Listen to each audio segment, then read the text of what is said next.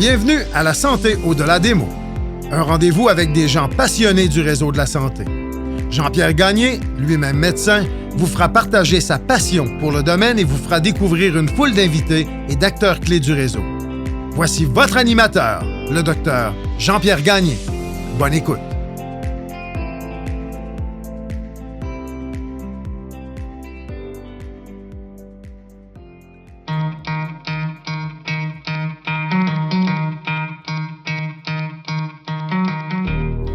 Je prends un court moment pour remercier les commanditaires qui rendent possible la diffusion du podcast La Santé au-delà des mots.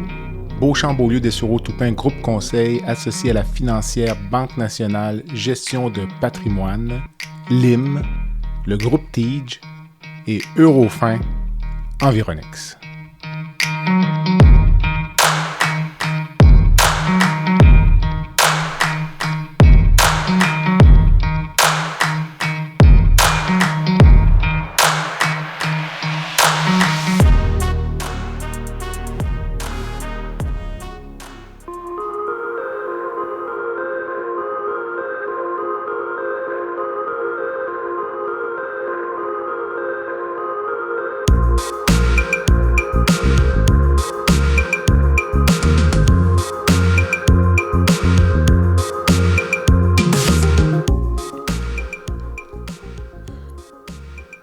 Je reçois Dr Sébastien Perron, médecin interniste et auteur du livre « Ton médecin ne te guérira pas ».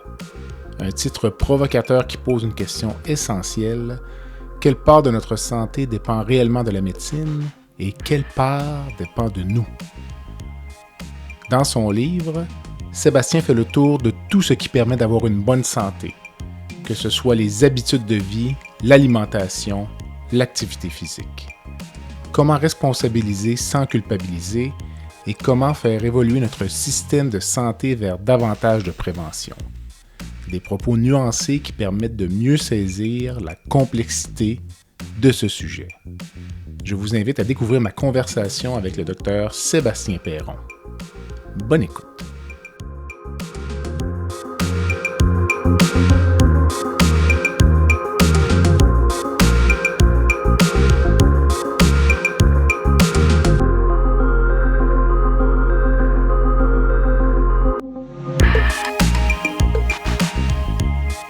Sébastien, bonsoir. Bonsoir Jean-Pierre. Ça va bien? Très bien, merci. Merci de l'invitation. Je te remercie énormément d'avoir accepté l'invitation au balado La Santé au-delà des mots pour discuter de ton livre qui s'intitule « Ton médecin ne te guérira pas. Comment vivre longtemps, sans maladie chronique, sans médicaments et bien dans ta peau » aux éditions Saint-Jean, publié en 2022. Donc, merci beaucoup. Merci à toi. Écoute, on annonce d'emblée qu'on va faire tirer un exemplaire de ton livre pour nos auditeurs. Donc, les gens qui écoutent, là, on va parler durant l'entrevue des 4 piliers donc, de la bonne santé. Donc, les gens qui voudront courir la chance de gagner un exemplaire dédicacé pourront m'écrire en passant par le site web et m'indiquer quels sont ces 4 piliers dont on va discuter dans quelques minutes. Ça te convient? Parfait. Écoute, parfait.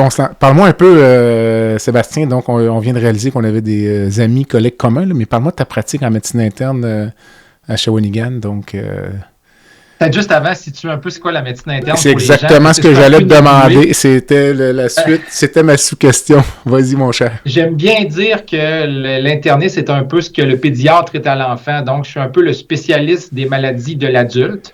C'est une pratique qui peut être très, très, très variée. En grand centre, ça peut être le spécialiste des maladies qui touchent plusieurs systèmes à la fois ou des maladies rares.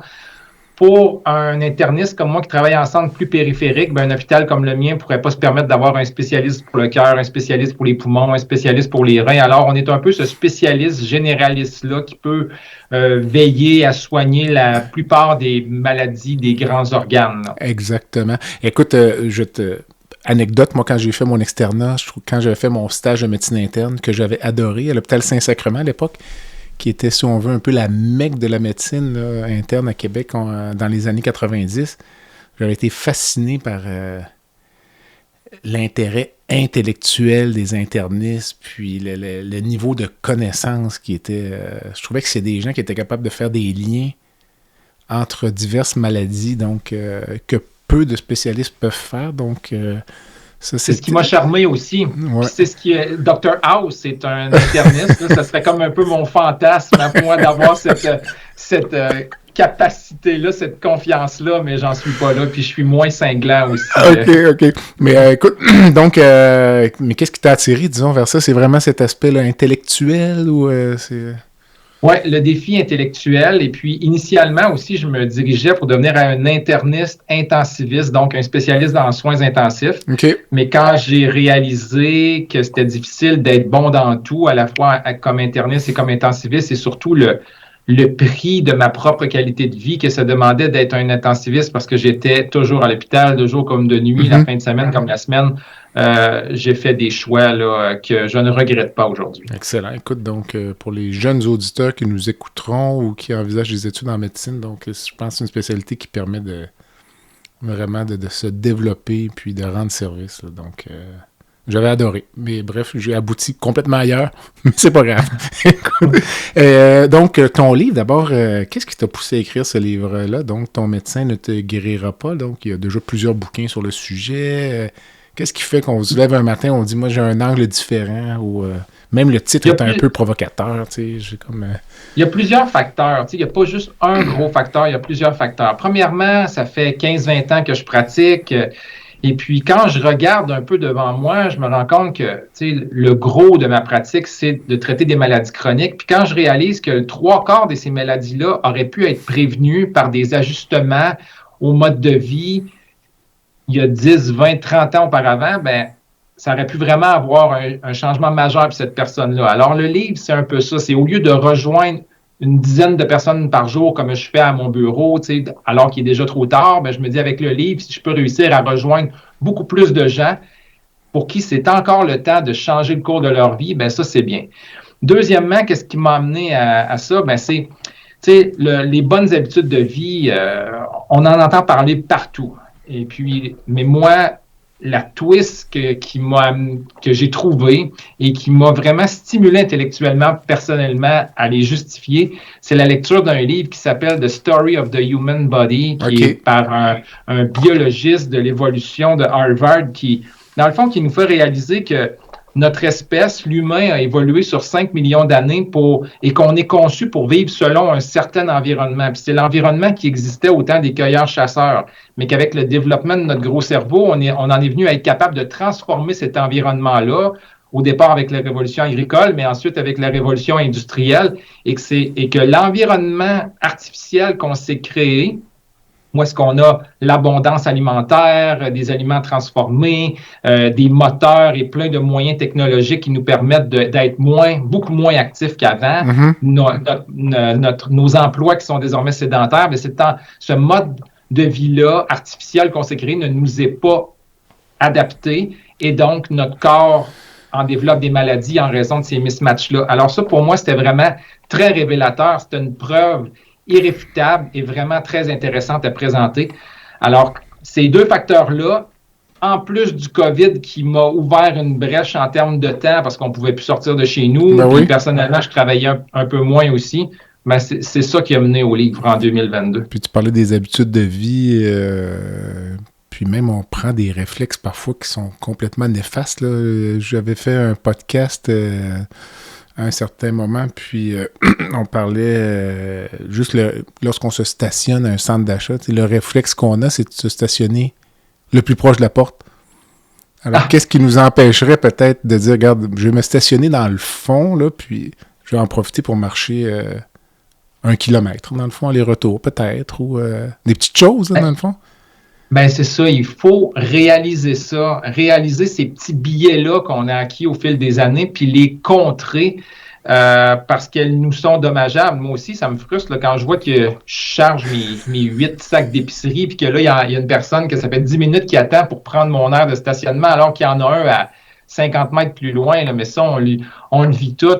Mais faut prendre conscience de ça pour justement contrer, tant dans notre alimentation que notre activité physique, entre autres. Là, on est rempli de ça. Écoute, les résolutions, c'est comme des résolutions du 1er janvier. Là. Je dois dire que moi, je prétends pas être un gars de résolution, mais j'en ai pris une il y a 6 ans à peu près, ou 5 ans. J'ai dit à l'hôpital, je ne prends plus l'ascenseur. Puis écoute, ça a pris quelques mois avant d'arrêter d'avoir le réflexe d'aller vers l'ascenseur. Je sais pas si tu comprends ce que je veux dire. Je comprends. Et finalement, maintenant, le réflexe que j'ai, c'est d'aller à l'escalier, à tel point que les résidents, parfois, disent « Ah, c'est vrai, on prend l'escalier. » Oui, on prend l'escalier. Et de réaliser à quel point c'est quand même un certain exercice physique, parce que je réalise sur 6 étages, en montant, en discutant, on arrive en haut, puis il manque un peu de... Parfois, il manque un peu de souffle, mais j'imagine que c'est une bonne chose, tu sauras me le dire, mais... Ben, c'est une excellente chose parce que quand on parle d'activité physique, on pense tout le temps aux 150 minutes d'activité modérée par semaine, mais il faut bien distinguer l'inactivité physique, c'est-à-dire pas faire suffisamment d'activité physique, de la sédentarité. Puis la sédentarité, donc, c'est de passer beaucoup de temps assis, couché ou à ne pas faire grand-chose. Puis ça aussi, il faut la contrer. Ça a été bien démontré que si on reste plus qu'1 heure inactif, donc par exemple assis, l'inflammation commence à monter dans notre corps, le taux de sucre, le taux de cholestérol, tout commence à se détériorer un peu, puis il faut faire repartir le moteur pour que tout ça se replace. Alors justement, tous les petits trucs qu'on peut faire, prendre l'escalier, parler au téléphone debout, au lieu d'avoir un pichet d'eau sur le coin du bureau, ben tu te lèves puis tu vas boire. Toutes sortes de petits réflexes qui vont faire que tu ne passeras pas plus qu'1 heure assis et qui va avoir une grande différence parce que c'est bien connu que quelqu'un qui va au gym 3 fois par semaine, mais qui passe tout le reste de son temps assis derrière un bureau, ben l'activité physique n'est pas assez... n'est pas suffisante pour contrer les méfaits de sa sédentarité le reste de la semaine. Écoute, j'évoquais le titre tout à l'heure, un peu percutant, voire provocateur. Avais-tu peur de choquer les lecteurs, les éloigner, ou plutôt c'était de titiller, disons, la curiosité? Ben, c'est sûr qu'il faut se démarquer, tu sais, te publier toi-même. Ouais.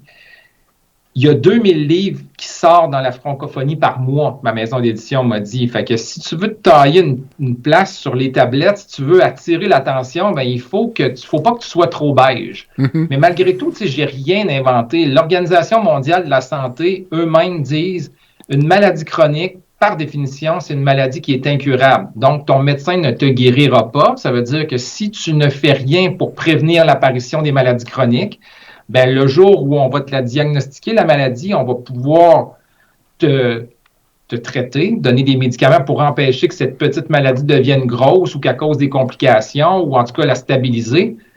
Mais on pourra, dans la grande majorité des cas, pas la guérir. Fait que ça revient à dire, si tu veux rester en santé puis pas prendre de médicaments, ben arrange-toi pour jamais tomber malade parce que le vieil adage « vaut mieux prévenir que guérir », ben c'est peut-être pas vrai. On devrait peut-être plus dire « vaut mieux prévenir » puisque majoritairement, on ne peut pas guérir. Mais est-ce à dire, je pense au diabète de type 2, mettons, moi, je pèserais, on va dire, 250 livres. J'ai un diabète de type 2. Dr Perron me dit, écoutez, M. Gagné, là, je pense que ce serait bon, commencer à faire attention, manger moins, faites de l'exercice. Là, je reviens de voir 1 an plus tard, je pèse 180 livres. J'ai arrêté mes hypoglycémias. Est-ce que pour toi, je suis encore un diabétique en puissance? Dans le fond, est-ce que j'ai guéri mon diabète ou j'ai une petite cicatrice, si tu veux, au niveau de ma physiologie qui fait que... Tu lis dans ma tête, parce que quand je disais des mots comme majoritairement, des choses comme ça, c'est justement à l'exemple que je pensais. Alors même que l'Association canadienne du diabète a mis des critères en disant si vous avez un diabète que ça fait moins de 5 ans qu'il évolue, s'il est traité juste par la diète ou avec peu de médicaments, et que si vous avez des changements alimentaires à faire puis du poids à perdre, ben il y a moyen de renverser ce diabète-là, de le ramener du diabète au pré-diabète puis peut-être même au stade avant. Je comprends. Alors, il faut voir la maladie. La maladie, c'est pas blanc ou noir, hein? C'est une gradation de gris, puis dans le fond, avec les changements de la personne que tu venais d'exposer, mais on part de la maladie qui commençait à être gris foncé, puis on la ramène à gris pâle. Parce que oui, la maladie sur papier, elle n'existe plus vraiment, mais tant qu'à moi, on l'a juste fait reculer. Puis avec le vieillissement, avec différents changements qui vont se précipiter au niveau du corps, la maladie risque de revenir. Mais si on réussit à la mettre de côté pour 5, 10, 15, 20 ans, ben, on a fait un pas majeur. Là. Tout à fait. Mais c'est un peu la nuance, peut-être entre soigner et guérir, dans le fond. C'est ça ben, un peu, ou c'est ça de... C'est exactement ça. Puis on me l'a fait, cette nuance-là, d'ailleurs, dans des salons du livre. Je trouvais ça vraiment intéressant. Mais c'est vrai, le médecin, la plupart du temps, soigne. Donc, il est là pour essayer de prendre le contrôle sur la maladie, comme l'hypertension artérielle. Par exemple, si quelqu'un vient et me dit que sa pression est à 180, ben avec mes médicaments, je vais le soigner. Je vais prendre sa médication et puis je vais baisser sa pression de 180, disons, à 130.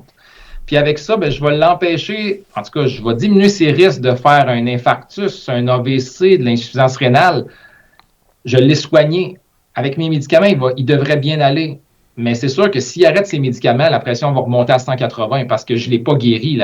L'hypertension est encore là. Elle va réapparaître s'il arrête mon traitement. Exactement.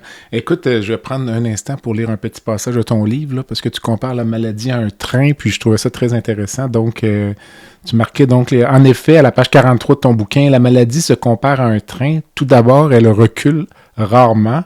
Ensuite, elle est plutôt facile à freiner lorsqu'elle est prise à son début. Finalement, plus on la laisse aller, plus elle devient difficile à contrer et plus elle risque de faire des ravages. C'est un peu ça, dans le fond, que tu veux dire. Là, ça résume ta pensée. Exactement. J'ai rien à rajouter là-dessus. Pour moi, ça décrit très bien les maladies chroniques, là. Et puis, les maladies chroniques, c'est ce qui nous ronge l'existence, là. Si on parle d'il y a 200 ans, les gens mouraient de maladies aiguës, d'infections, d'accidents. Mais maintenant, avec les vaccins, les antibiotiques, on réussit à se débrouiller quand même plutôt bien avec les infections. Puis grâce au développement des techniques chirurgicales, les accidents ont réussi vraiment à bien s'en sortir la majorité du temps. Mais les maladies chroniques, ça, c'est une autre affaire. On ne réussit pas vraiment à les guérir. On réussit juste à essayer de les contrôler. Mais malgré tout, depuis le début de ce millénaire, donc depuis le début des années 2000, on a réduit la mortalité d'environ 30 pour la majorité des maladies chroniques. Fait qu'on fait une bonne job quand même, mais on ne guérit pas, on étire. Oui, c'est ça. Je pense qu'on va sûrement en parler plus tard, mais peut-être qu'il faudrait mettre plus de ressources ailleurs, mais ça fait l'objet d'un grand débat.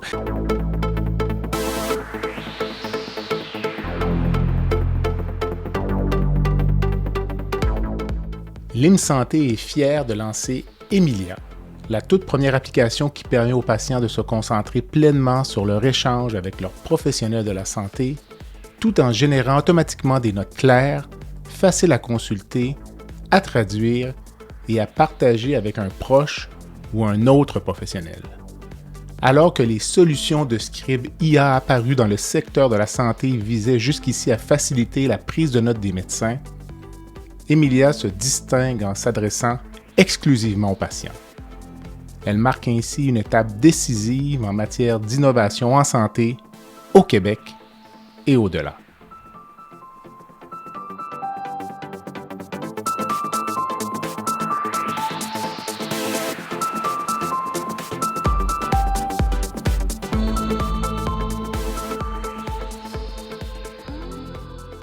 Écoute, il y a tellement de choses dans ton livre, j'ai pris quelques sujets, là, les gens pourront le lire, là, mais donc tu parles notamment des gros sucres, le rôle de l'un ou de l'autre, là, puis moi ce que j'avais entendu, tu avais peut-être entendu parler de...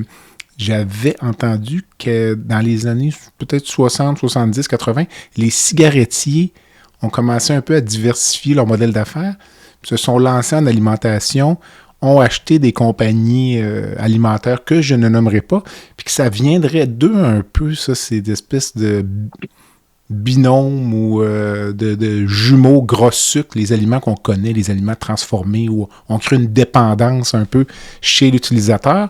Toi, tu y fais référence pour que les gens comprennent bien à quel point là, ces habitudes de vie-là, finalement, nous sont peut-être à quelques quelque façon imposée. Là, tu parles de la magouille, je l'appelle comme ça, la magouille dans l'industrie du sucre dans les années, je pense, 60. Là, si tu juste pour que les auditeurs situent un peu là, à quel point ça peut être une problématique complexe à contrer, là, la malbouffe, notamment dans ce cas-ci. Donc, Oui, c'était dans le début où est-ce qu'on commençait à s'intéresser beaucoup aux maladies cardiovasculaires, puis on se rendait compte du rôle de l'alimentation dans tout ça, puis entre autres du rôle du cholestérol qu'on avait au niveau du sang. Puis le focus a été mis vraiment sur le cholestérol sanguin.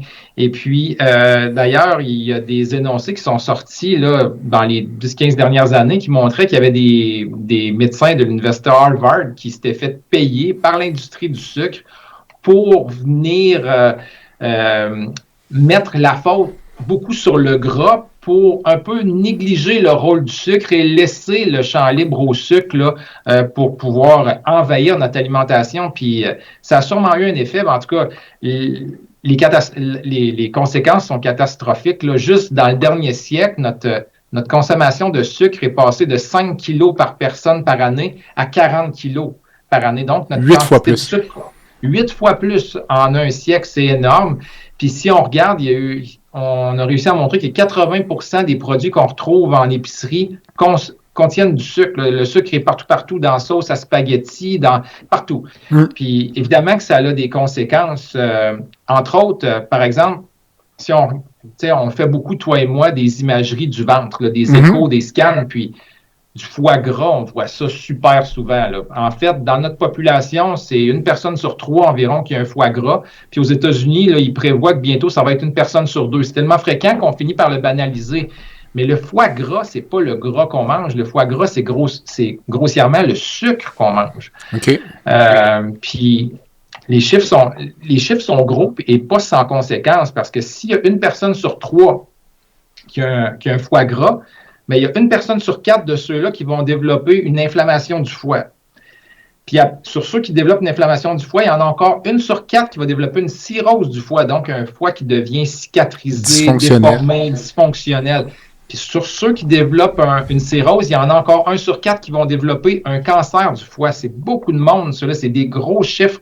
Et puis, ça va avoir des répercussions énormes et tout ça est en forte augmentation, comme avec l'augmentation de la proportion de surpoids là, qu'on voit dans la population depuis quelques décennies. Et si je ne m'abuse, tu me corrigeras, c'est toi l'expert, lorsqu'on parle souvent quand on pense à cirrhose, on pense à alcool, mais maintenant la stéatose ou le foie gras est une cause de cirrhose qui est en voie ou qui a dépassé l'alcool dans nos sociétés. Est-ce que j'ai... Clairement. Okay. Clairement, c'est comme cause de cirrhose, puis comme cause de greffe de foie aussi. Tu sais, quand on est rendu à greffer un foie tellement le foie ne fonctionne plus bien, le foie gras est rendu en top de liste là, avec l'alcool, puis il va dépasser l'hépatite C. Puis l'autre chose aussi que tu as sûrement noté, que j'avais cru comprendre, c'est que quand tu parles, il y a des sucres partout. Parfois, le sucre dans les ingrédients aussi est un peu camouflé.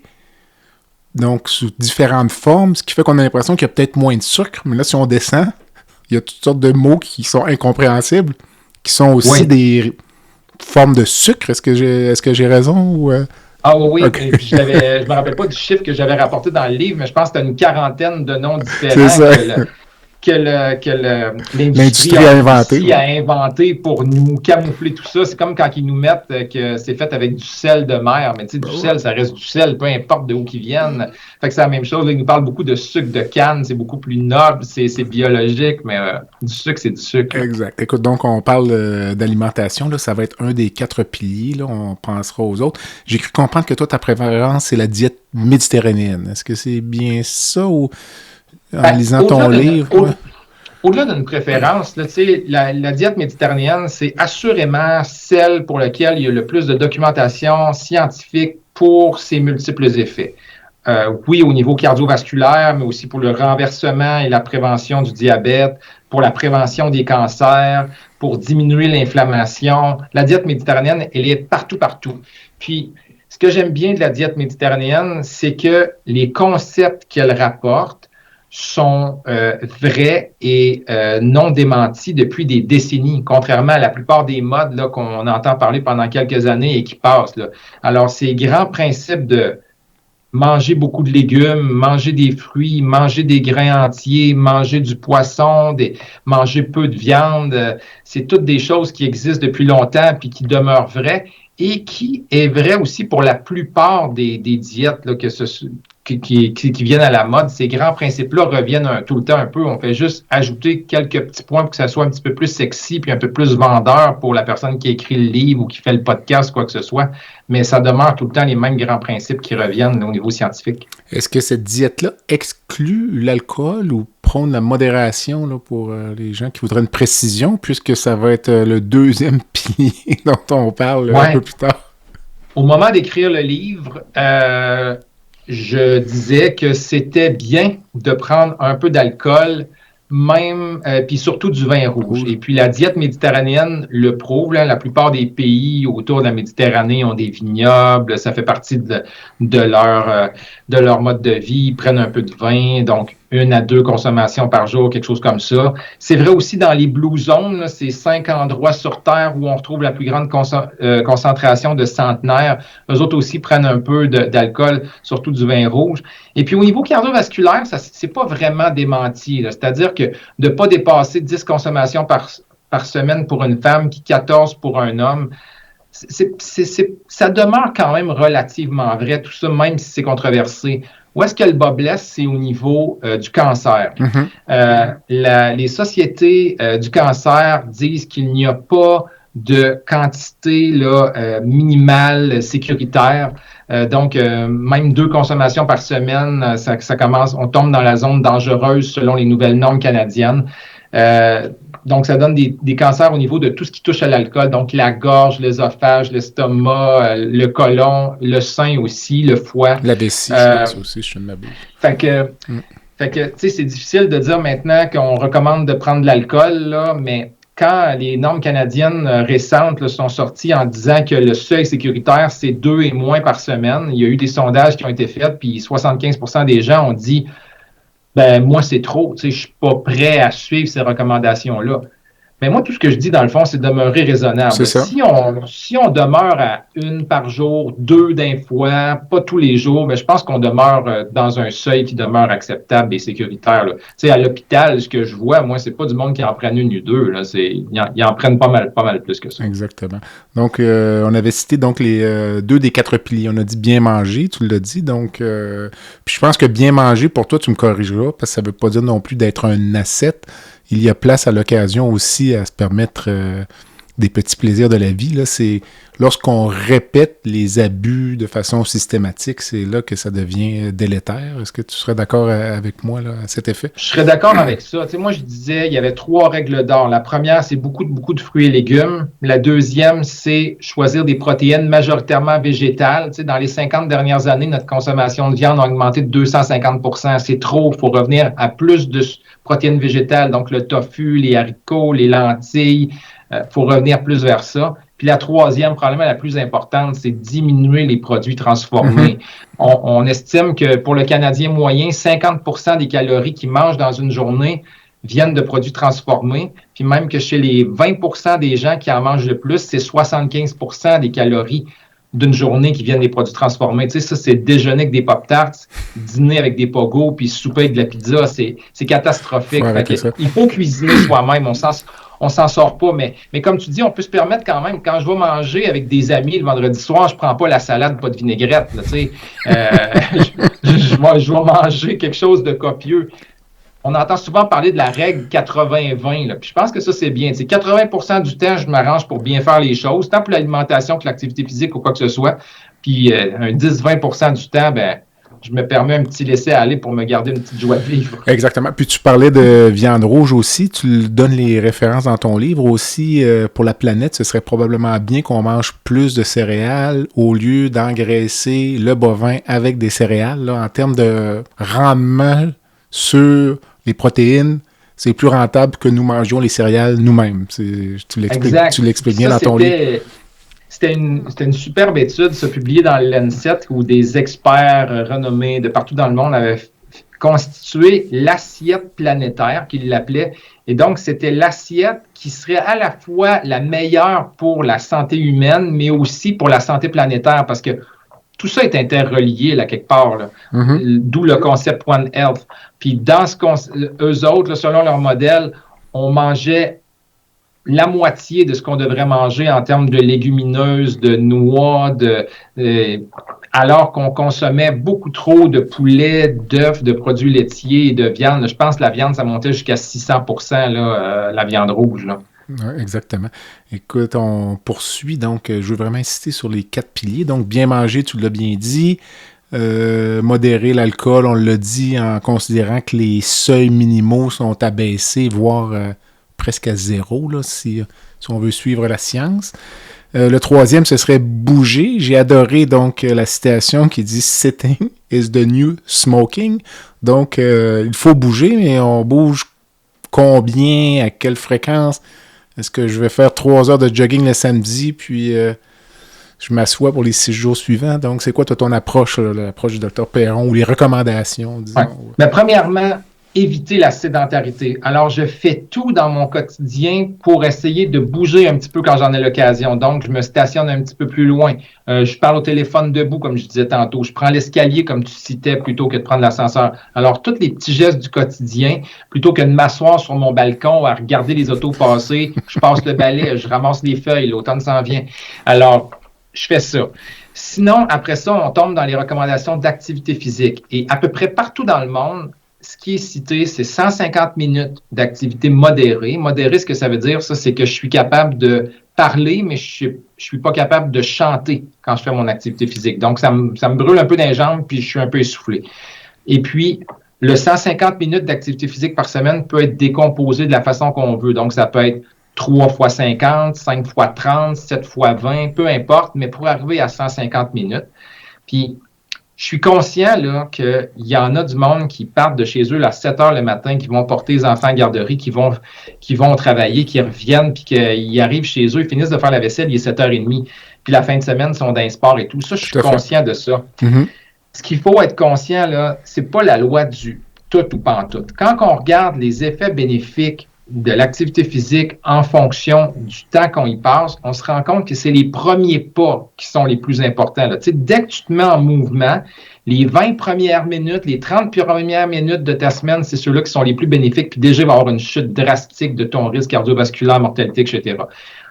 C'est sûr que 150 minutes demeure un idéal. C'est sûr que 300 minutes demeure encore mieux. Mais au-delà de 300 minutes, par contre, là, le bénéfice commence vraiment à stagner. Mais le petit peu que tu peux faire, ce sera déjà ça là, qui va apporter des bénéfices pour toi. Il y a peut-être des effets délétères aussi à trop d'activité physique, mais ça, peut-être qu'on pourrait se garder ça pour un deuxième podcast, là, avec tout ce qu'on voit d'ultra-marathon puis de choses de cette nature-là. Tu parles aussi dans ton livre, mettons, de la composante musculaire, disons, là, parce que j'imagine que faire seulement de la course à pied, c'est peut-être pas très bon, l'ostéoporose ou autre. C'est peut-être bon de faire du muscle un peu aussi. Ou, encore une fois, c'est une question de jugement puis de... C'est ça, il y a 3 composantes importantes, on pourrait dire. Là, la composante cardiovasculaire qui demande à activer son souffle, donc ça va être beaucoup marcher, jogger, nager, faire du ski de fond, des choses comme ça. Entretenir nos muscles, ce qui veut dire plus soulever des charges, puis la composante souplesse aussi, là, avec des programmes d'étirement. C'est les 3 composantes principales. Mais on peut trouver des fois des sports qui nous permettent de combiner un petit peu tout ça. Là. Par exemple, je pense pas nécessairement à des sports de haute compétition, mais il y a des programmes sur Internet où est-ce qu'on peut soulever des petits poids à un certain rythme, puis ça permet de travailler un peu tout ça là, pour les gens qui ont un temps restreint. Exact. Le 4e élément qui est peut-être finalement le plus connu, c'est dans nos sociétés, c'est le tabagisme. Donc, je pense que c'est assez clair aujourd'hui pour la grande majorité de nos auditeurs que fumer n'est pas bon pour la santé et qu'il n'y a pas de dose minimale acceptable. Est-ce que... Clairement. Clairement. Puis si, parmi les 4 piliers, puis là, je donne un petit coup de pouce aux auditeurs, là, donc bien manger, bouger, ne pas fumer, ne pas surconsommer de l'alcool. Sur ces 4-là, s'il y en a un qui doit absolument être assuré, c'est ne pas fumer, parce que fumer, c'est retrancher 10 ans à ton espérance de vie. Encore aujourd'hui, dans le monde, un cancer sur 3 est en lien avec la cigarette. Fumer, c'est doubler à tripler le risque de faire un infarctus ou un AVC. c'est une catastrophe, là.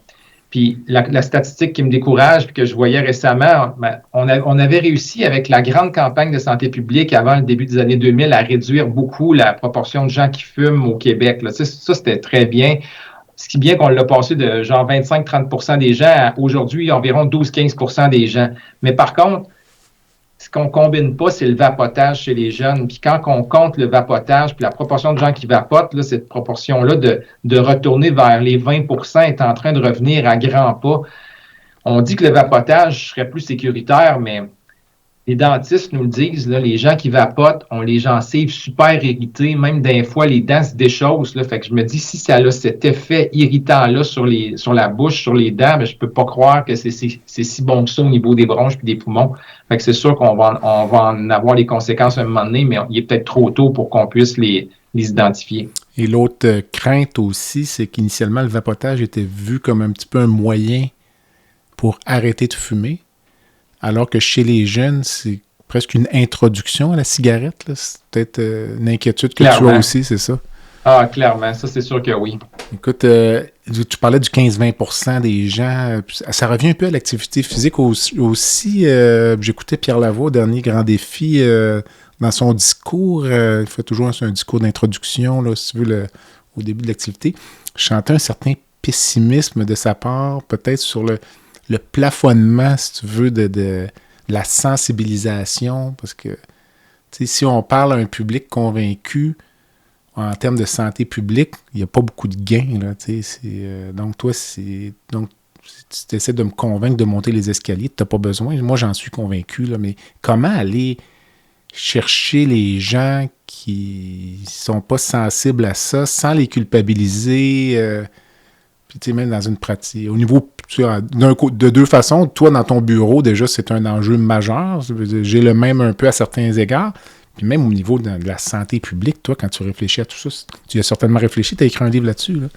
Comment on fait ça? Oui, c'est ça. C'est ça. Puis je me rends compte aussi que les gens qui ont lu mon livre, c'est beaucoup des gens qui voulaient confirmer ce qu'ils faisaient déjà de bien. Tu sais. Mm-hmm. C'est la même chose. Les gens qui livrent des livres de finances, c'est des gens qui connaissent des choses, c'est ça. Qui connaissent des choses puis qui ont déjà beaucoup de sous. Tu sais. Alors, comment on fait? Pour moi, je pense qu'il y a un reset total qu'il faut faire. Puis ce reset total-là, c'est ta capacité de modifier tes habitudes est inversement proportionnelle à ton âge.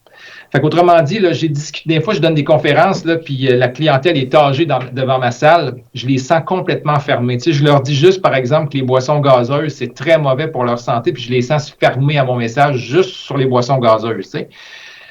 Alors, je pense qu'il faut aller beaucoup vers les plus jeunes. Je pense que l'école a un rôle immense. Tu sais, on a ajouté beaucoup de choses dans les écoles. On a dit faut leur montrer tout ce que les peuples autochtones ont fait. Fine, tu sais, on en a mis au primaire là, à tous les années. Après ça, avec les nouvelles idées dans notre société, il faut parler beaucoup d'identité sexuelle, d'identité de genre. On en a placardé des cours partout au primaire, au secondaire. Mais notre corps, notre santé, c'est quelque chose de primordial à chacun de nous. Puis en plus, ça l'influence beaucoup ce qu'on devient comme société, puis le poids qu'on fait porter à notre système de santé. Alors, ça devrait aller vers les écoles. Puis malheureusement, je ne pense pas qu'on en est là beaucoup. On est encore beaucoup dans les écoles où est-ce qu'on fait des activités sédentaires, où est-ce qu'on récompense les enfants avec des bonbons, des choses comme ça. Puis je veux pas tout faire porter sur le poids sur les profs. Là, il y en a déjà immensément. Puis je comprends que les écoles ne peuvent pas imposer une certaine qualité alimentaire de lunch, par exemple, parce qu'ils se disent le petit Eric, lui, juste qu'il puisse manger, c'est déjà un miracle parce que la plupart du temps, il n'y a pas de lunch. T'sais. Fait que je suis conscient de tout ça. Mais je pense quand même que le changement passe par les jeunes. Puis je pense que si les jeunes ont réussi à les convaincre, ils pourraient revenir à la maison en disant « Ah, j'aimerais ça qu'on essaye des recettes comme ça puis qu'on arrête de manger ça. » Tu sais, moi, chez nous, mes enfants ont beaucoup d'influence sur ce qu'on fait. Puis je pense que si les jeunes peuvent avoir vraiment une influence positive puis amener ça progressivement pour transformer notre société. Écoute, tu me rejoins complètement là-dessus. Puis écoute, j'ai vu passer un petit encart, là, mais ce serait à valider, là. Un pays d'Europe du Nord où le taux de tabagisme est en hausse, là, puis les gouvernements se sont dit un problème de santé publique majeur. Alors, le réflexe qu'ils ont eu, c'est de se dire, écoutez, le tabagisme, c'est une dépendance. Donc, on va remplacer la dépendance au tabac par une autre forme de dépendance en introduisant finalement le sport dans la vie des jeunes, puis que les enfants, finalement, aient plus envie, peut-être, en fin de journée, d'aller faire du sport que de fumer. Je ne sais pas si tu vois le corollaire. Puis, je suis tellement d'accord avec ce que tu dis. Je pense à l'école primaire. Moi, je pense que ça n'a aucun sens que des enfants à l'école primaire passent toute la journée en classe. C'est pas vrai. Il n'y a pas 6 heures de curriculum scolaire dans la vie d'un enfant de 8 ans. C'est faux. Et moi, je verrais très bien les enfants qui font du sport la moitié de la journée à l'école primaire, probablement au secondaire aussi. Puis on réglera un autre paquet de problèmes de façon parallèle. Là, probablement qu'il y a beaucoup d'hyperactivité qui s'estomperait par une partie de soccer quotidienne. Je ne sais pas ce que tu en penses. Je suis parfaitement d'accord. Puis, on pourrait intégrer des cuisines où est-ce que les jeunes font des repas. Ça arrive que des fois, les jeunes vont faire des recettes à l'école, mais ça revient tout le temps à faire un dessert. Là, c'est tout le temps des galettes ou des choses comme ça. Ouais. Non, apprendre à faire quelque chose qui va te servir pour te faire un vrai repas. Il faut transformer l'environnement. Puis tantôt, on parlait des Blue Zones. Puis le projet des Blue Zones s'est déplacé. Ils ont essayé de recréer des conditions gagnantes à la santé qui ressemblent à celles des Blue Zones dans des villes américaines. Puis ils ont fait un projet, entre autres, à une petite ville dans le Minnesota qui s'appelle Albertley. Puis ils ont dit, on va essayer de créer des conditions gagnantes au niveau, par exemple, d'alimentation, en ciblant dans les épiceries qu'est-ce qui est bon pour la santé, en offrant des plats tout faits, mais qui sont des bons plats. Dans les restaurants, cibler les bons plats, mettre une salade en accompagnement du sandwich plutôt qu'une frite, mettre un fruit plutôt qu'un dessert dans le menu du jour, transformer la façon que la ville est construite pour favoriser les déplacements à pied ou à vélo par des pistes cyclables, des choses comme ça, puis en fermant le centre-ville pour que les gens se stationnent en périphérie puis marchent chez les commerçants. En faisant ça, en l'espace de juste 5 à 10 ans, ils ont remarqué que, premièrement, la ville était beaucoup plus intéressante. Les gens, la cote de bonheur a augmenté. Les visiteurs qui venaient de l'extérieur disaient « Wow, ici, tout le monde marche, tout le monde fait du sport. » C'est donc plaisant, oui, c'est ça. C'est donc plaisant. La valeur de leur maison a augmenté vraiment beaucoup pendant cette période-là. Puis quand ils ont regardé à la fin de l'étude, auprès des assureurs en santé, les coûts de santé avaient baissé de 40 %. Incroyable. C'est incroyable, c'est ça.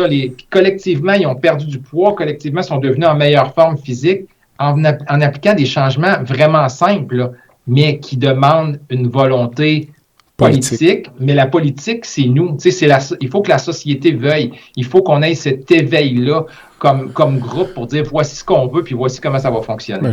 On a probablement les politiciens qu'on mérite à certains égards. Là. On est peut-être trop conciliant là, avec ce qui est fait au niveau politique. Donc, on a un deuxième sujet de podcast. Mais tu prendrais où l'argent? Comment, toi, mettons, je te mets en charge de ça, là, je comprends que ça prend. Là, tu me dis, il y a la façon dont notre système est fait, s'il n'y a pas de rendement immédiat sur l'investissement, c'est difficile à financer. Clairement. Dans un monde idéal, c'est ça. Fait que premièrement, d'aller à l'épicerie puis de faire des plats bons pour la santé plutôt que de la cochonnerie, ça, c'est assez simple. D'identifier les aliments qui sont bons pour la santé dans les allées d'épicerie pour aider les gens à faire des choix sains, ça, c'est assez simple. Puis, quand on va en Europe, puis qu'on voit leur Nutri-Score A, B, C, D, E, ça te prend une seconde, tu sais si ça fait du sens ou non. Puis plusieurs le critiquent, mais il reste que ça donne un indice rapide plutôt que nous autres ici, comparer les ingrédients, on s'y perd. Puis si on surtaxe les aliments pas bons pour la santé, comme les boissons gazeuses, donc tout ce qui est cochonnerie, puis qu'on prend cette surtaxe-là pour venir subventionner ce qu'on trouve qui coûte trop cher et qui ne devrait pas l'être, comme les fruits, les légumes, certains produits laitiers, les viandes non transformées, mais je pense que là, déjà, on est gagnant. Si on construit nos villes de façon différente, encore une fois, on va en Europe, là, c'est impossible de ne pas faire 5 000 pas par jour. Là. On est tout le temps dans le 15, 20, 25 000 pas par jour. Je comprends, on visite, mais la façon que leurs villes sont faites, il faut tout le temps que tu marches. Tu marches pour aller chez le marchand, à la boulangerie, nanana. Mais ici, on va au dépanneur au coin de la rue en auto. T'sais. Fait que il faut concevoir la façon qu'on fait nos villes pour favoriser les déplacements, l'activité physique, puis l'avoir comme valeur. Fait que ça, je pense que c'est déjà quelque chose d'important. Puis le reste va suivre, faire de la sensibilisation, faire que chacun dans notre petit subconscient, chaque jour, on essaye d'appliquer les concepts qui nous permettent de rester en bonne santé. Puis si on fait ça collectivement, ben, notre système de santé va réussir à respirer mieux lui aussi. Parce que là, le système de la santé, il n'y arrive pas. Le ministre faisait une conférence de presse en novembre, puis il disait, dans les 6 dernières années, on a augmenté de 50% le budget de la santé. C'est pas dans le salaire des docteurs, on le sait, on n'a pas été augmenté. Mm-hmm. Mais on a augmenté de 50% le budget de la santé dans les 6 dernières années et malgré tout, on n'y arrive pas. L'offre dépasse, la demande dépasse toujours l'offre. Mm. Alors, il va falloir à un moment donné couper à la source, prévenir la maladie, parce que sinon, il n'y arrive pas. Puis là, actuellement, les budgets ne sont pas là. Puis je peux comprendre, je prends tout le temps l'analogie des pompiers. Si ma ville est en feu, ben, mes pompiers vont être partout à essayer d'éteindre les feux. Je ne peux pas dire, OK, il y a déjà trop de feux pour le nombre de pompiers, mais je vais en prendre quand même 2 qui vont faire du porte-à-porte pour checker les détecteurs de fumée. Ça ne fait pas de sens. Là. Je déploie tout le monde partout, c'est la catastrophe, c'est l'état d'urgence. Mais m'en est à perpétuer comme ça, puis à jamais prévenir les feux, ben on court à notre perte. Là. Ouais. Pour le financement, moi aussi, de tout cela, là, parfois, je me faisais la réflexion, dans une société comme le Québec, on parlait des jeunes, le sport. Il y a des enfants qui n'ont même pas les moyens. Il y a des enfants sur l'île de Montréal qui n'ont jamais été marcher dans une forêt. Ah, c'est ça. Tu comprends? Qui n'ont jamais vu le sommet d'une petite montagne. Là. Je te parle pas du Mont-Blanc. Là. Je te parle d'une butte dans les Laurentides. Je me disais peut-être qu'on pourrait, comme société, dire, je prends par exemple l'Auto-Québec, là, qu'on pourrait décider sur un horizon de 10 ans de dériver progressivement une portion importante des revenus de l'Auto-Québec vers le sport chez les jeunes, puis de dire que c'est immuable, là, que ça n'aille pas dans un fonds consolidé.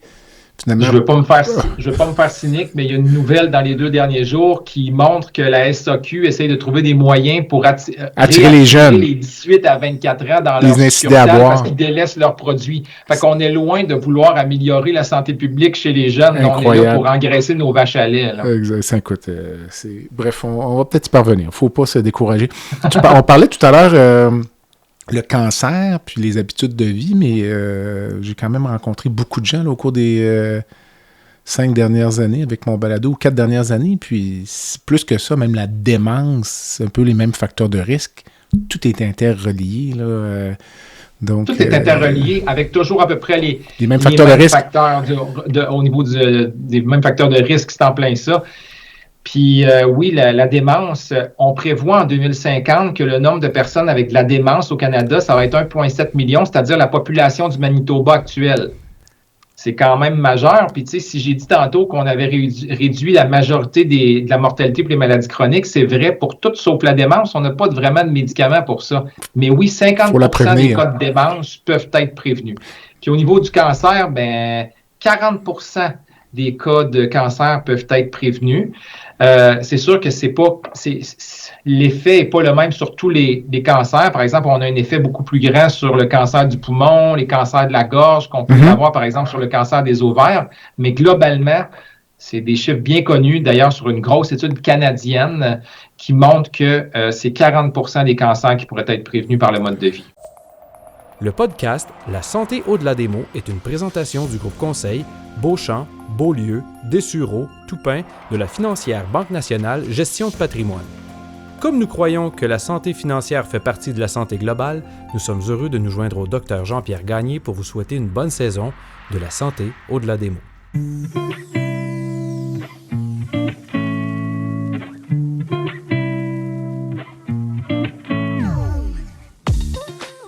Fer et Velours est une entreprise de Québec spécialisée dans la location de mobilier vintage et création d'ambiance.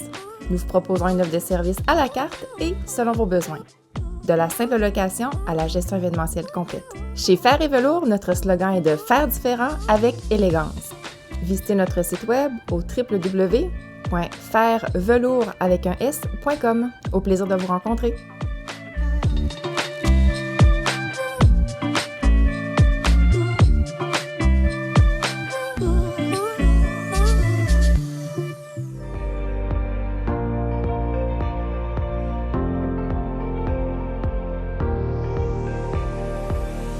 Vous avez des commentaires ou un sujet à nous proposer ou même faire partie de nos invités, visitez le site web de notre balado à www.baladosanté.ca ou sur notre page Facebook de la santé au-delà des mots.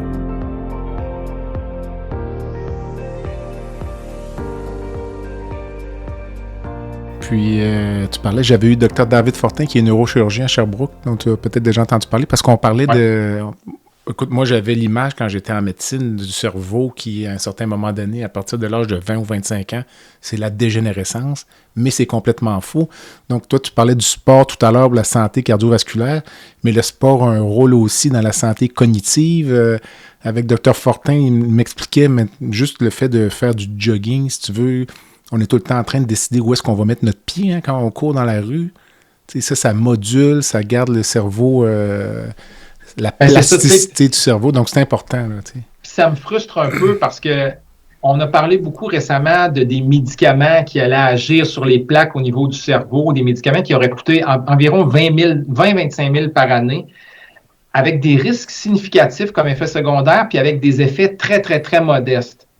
Mais à l'inverse, on sait que marcher 10 000 pas par jour, ça diminue de 50 % ton risque de développer une démence. C'est un effet vraiment très clair. Mais on en parle très peu parce que c'est plus difficile de marcher 10 000 pas par jour que de s'injecter un médicament. Si on avait un médicament aussi efficace que ça, tout le monde devrait l'avoir. Clairement. Écoute. Puis l'activité physique, il n'y a aucun médicament qui peut avoir les effets de l'activité physique, tant en termes d'intensité qu'en termes de panoplie d'effets bénéfiques. Là, ça va dans tous les sens. Là. Et pour un peu en guise de préconclusion, est-ce que ta recommandation serait même pour la santé publique ou la santé personnelle d'éviter autant que possible le concept de retraite, si tu veux, là, le fait d'avoir les deux pieds sur le divan, ou qu'on devrait viser à garder une activité intellectuelle le plus longtemps possible, disons. Je sais ça pas. Dépend de ce qu'on entend par retraite. Tout à fait. Parce que je suis pas sûr que comme humain, on est conçu pour se lever chaque matin, que ça nous tente ou que ça nous tente pas, pour aller travailler. Que toi puis moi, on se fasse réveiller à 2 heures du matin pour rentrer à l'hôpital. Tu sais, je pense pas que ça, c'est vraiment bon pour la santé. C'est ça. Alors, si demain matin, je gagnais au Lotomax, c'est sûr que la retraite, j'y penserais, mais je me mettrais pas les deux pieds sur le pouf. Là, tu sais, je resterais. Fait que, dans le fond, si les gens ont les moyens de leur ambition, tu sais, ils veulent prendre leur retraite à 55 ans, mais qu'ils ont les moyens de pas juste rester chez eux, puis ils ont les moyens de faire des choses, de rester actifs, mentalement, donc de se lancer encore des défis, créer des choses, réfléchir, apprendre. Donc, socialement, donc sortir de chez eux, rencontrer des gens, tout ça, et physiquement, rester actif physiquement, donc actif mentalement, physiquement et socialement, je pense qu'on peut très bien se permettre une retraite, puis peut-être même améliorer sa santé, parce qu'on n'a pas parlé du stress, mais c'est vrai. Tu sais, mes 4 piliers, mes quatre pattes de chaise se sont un peu... je te dirais, améliorer avec les années pour un peu me conformer aussi au lifestyle medicine, un courant fort aux Américains.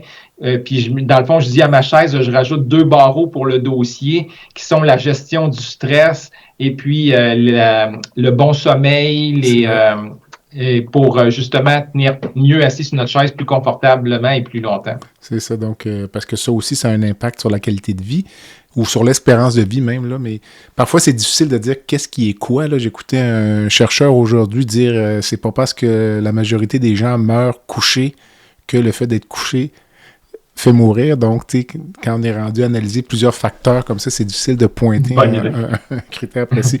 Écoute, mon cher, ça complète bien l'entrevue, là, donc je t'impose la petite section baguette magique là, qui est dans la formule du balado.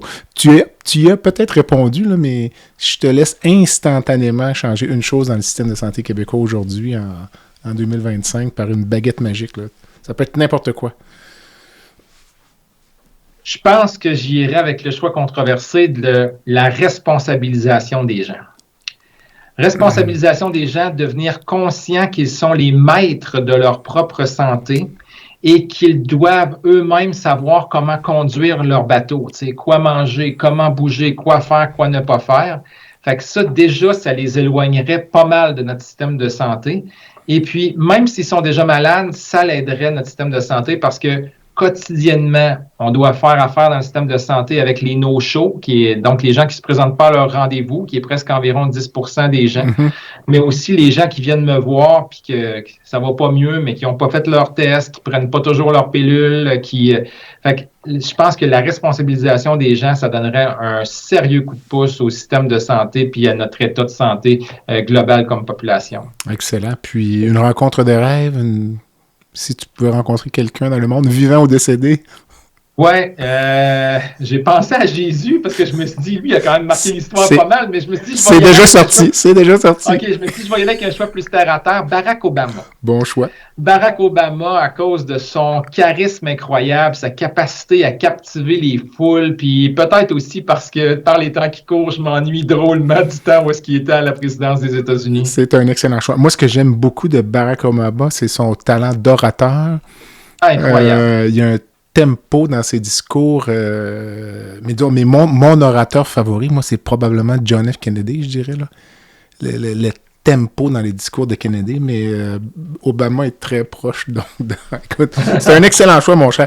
Écoute, je te remercie donc de m'avoir accordé là, une belle heure d'entrevue pour discuter de ton bouquin qui s'appelle « Ton médecin ne te guérira pas. Comment vivre longtemps sans maladie chronique, sans médicaments et bien dans ta peau » aux éditions Saint-Jean en 2022. Donc, je le recommande fortement. Là. C'est vraiment un livre qui se lit très bien. Puis, on trouve tous les trucs. C'est pas culpabilisant pour autant. Puis, je pense que les gens vont apprendre beaucoup de choses là, pour tenter de prendre leur santé en main. Donc, je te remercie énormément. Merci à toi pour l'invitation. Bonne soirée à tes auditeurs. À la prochaine. Bye-bye. Voilà ce qui complète le balado de cette semaine. Merci d'avoir été à l'écoute et le Dr Jean-Pierre Gagné vous donne rendez-vous la semaine prochaine pour un autre épisode, La santé au-delà des mots.